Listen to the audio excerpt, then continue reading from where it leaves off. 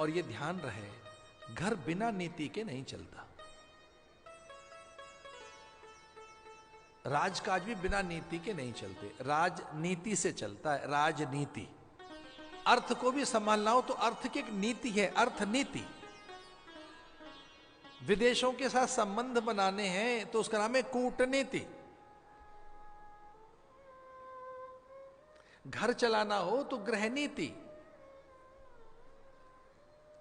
और भैया बिना नीति के, बिना पॉलिसी के घर नहीं चलेगा।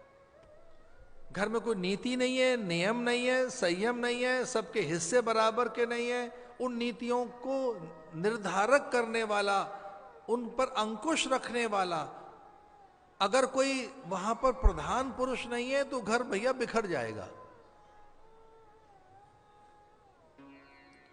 कोई भी संस्था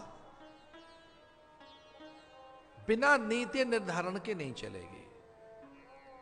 और एक और बात, अगर आप बिल्कुल अकेले हैं तो भी आप पर अंकुश रहना चाहिए धर्म का, नियमों का।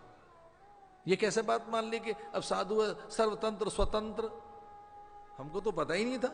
हम तो खेल खेल में बहुत बचपन में साधु बन के निकल गए, बाद में पता लगा कि भैया बड़े बॉर्डर हैं, बड़ी मर्यादाएं, इतने लिबर्टी नहीं है, इतने स्वतंत्र नहीं है ना, बिल्कुल नहीं। बिना नीति के तो सन्यास नहीं चलेगा।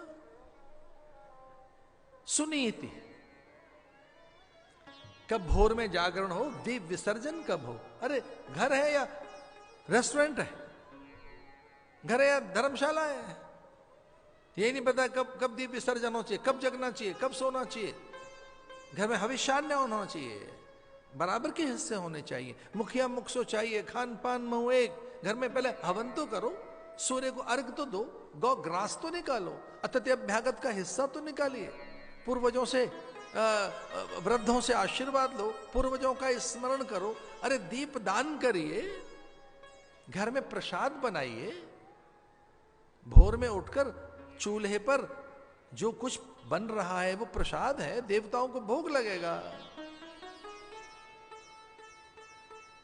काफी पुरानी बात है, एक बहन बड़ी व्याकुल होकर हमसे कहने लगी कि आजकल पति हमारे थोड़े असहज होने लगे, पहले नहीं थे, थोड़े अशांत से रहते हैं, व्यग्र रहते हैं, पता नहीं क्यों चिंतित रहने लगे, कोई मंत्र हो तो बताओ।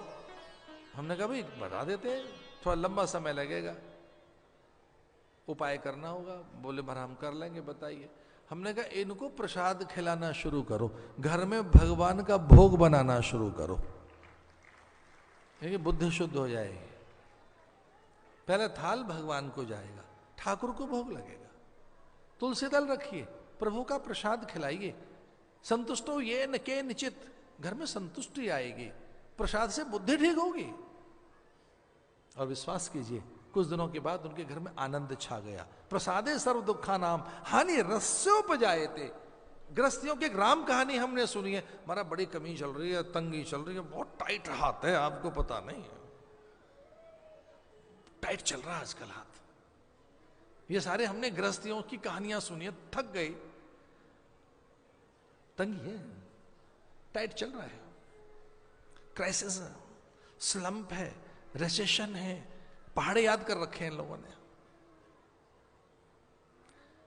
थोड़ा सा चल रहा है, कठिन चल रहा है। भाई क्या चल रहा है? ऐसे ही है, थोड़ा टाइट चल रहा है।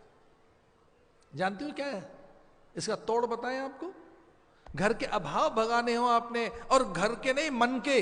घर में तो शायद ठीक ठाक है सब, ये मन की बात है। प्रसादे सर्व दुखानाम हानि रस्योपजायते। चित्त की प्रसन्नता के लिए, घर में आनंद उमंग आए, घर में एक निरापद निरामय वातावरण बने। एक और बात कि घर में संपन्नता की अनुभूति हो, आनंदानुभूति हो। ठसाठस भरे हुए बोरों से प्रसन्नता नहीं आएगी। पदार्थ प्रसन्नता नहीं देता, प्रसन्नता तो विचार से आती है, चिंतन से आती है, ज्ञान से आती है। तो फिर क्या करें? प्रसादे सर्व दुखानाम हानि रस्योपजायते। घर में प्रसाद बनाओ। तो सुनीति के घर में प्रसाद बनता था, यज्ञ होता, ब्राह्मणों आचार्यों का, अतिथि आगंतुकों का, दरिद्र का, भिक्षुक का। अरे याद करो, खुजली होनी चाहिए सुबह हाथ में। सवेरे सवेरे घर के लोग हैं, क्या चक्कर है, हाथ में खुजली क्यों है? अरे किसी को प्रणाम करना है, किसी को दान देना है, किसी की सेवा करनी है। आपके हाथ मचल जाएं, अनकंट्रोल्ड आपके हाथ में ना रहे, आपके हाथ आपके हाथ से निकल जाए और आप लोगों से कहें भाई हमारे हाथ ही हमारे हाथ से निकल गए, अब तो हमारे हाथ में हमारा हाथ नहीं रहा। अरे क्या हो गया इस हाथ को? ये दूसरों की सेवा करना चाहता है। इन्हें खुजली होनी चाहिए हाथ में कि हमको कैसे प्रणाम करना है, सेवा कैसे करनी है। ये हाथ आपके जुड़े रहने चाहिए, ऐसे रहने चाहिए देने के लिए, इस तरह से। इन्हें खोलो जरा, इन्हें जरा हल्का सा इनको फ्री शिप दीजिए, निकल, कोई बॉन्डेज नहीं है, बंधन नहीं है, निकल, करना है जो करना है कर ले, खुले हाथ से कुछ करिए। आपके मन में ज्यादा कौन सी चीज छाई रहती है? अच्छा चलिए, इसको समझने के लिए दो शब्दों को समझो। सुनीति और सुरुचि को समझने के लिए ना दो शब्द देते हैं आपको, बड़े व्यावहारिक शब्द हैं, आपको अच्छे लगेंगे। आपके जीवन में दो चीजें, एक तो आपका प्रभाव, इंप्रेशन, और एक है आपका स्वभाव, जो आपकी नेचर है खुद की। एक है प्रभाव, प्रभाव बाहर की चीज है, ध्यान रखना, और स्वभाव अपनी चीज है। जो स्वभाव है वो मेरी चीज है खुद की, और एक है प्रभाव। कभी कभी दूसरों को प्रभावित करने के लिए बाहर की चीजों से हम फिल करते हैं अपने अधूरेपन को। रुचियों का अर्थ ये जो हमें प्रभावशाली बनाती है, हमें पावर के लिए एक भूख पैदा करती हैं, हम पावर हंग्री बनते हैं। वो डिस्प्ले हो, वो नॉइजी है, लाउडी है, वो दिखाना चाहती है सबको, दुनिया को। एक है स्वभाव, उसमें हमारी स्ट्रेंथ है, स्ट्रेंथ। जब व्यक्ति अपने स्वभाव में रहता है तो संयम में रहता है, सदाचार के साथ रहता है, सीमाओं में रहता है, नियंत्रित रहता है। एक और बात कहेंगे, फलीभूत भी होता है, वहीं समृद्धि भी आती है। जो केवल प्रभाव में रहते हैं, पावर के साथ रहते हैं, डिस्प्ले हो हमारी, जो नाम हो, जरा एक बार भी हम कुछ बता दें, उधार का लेके मत बताइए ना, मत बताओ किसी को।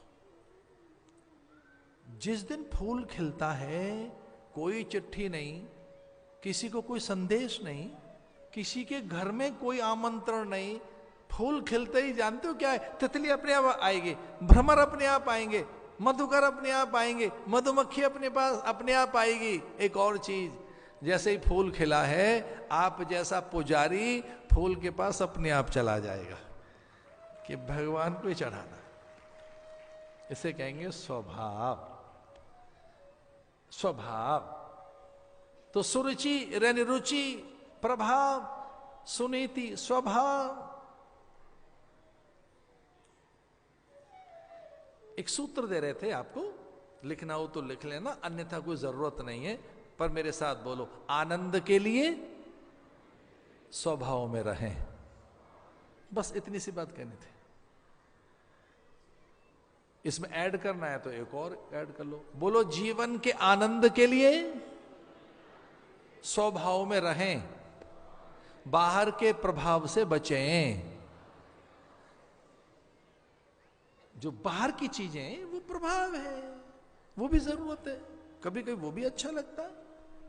स्वभाव में रहें।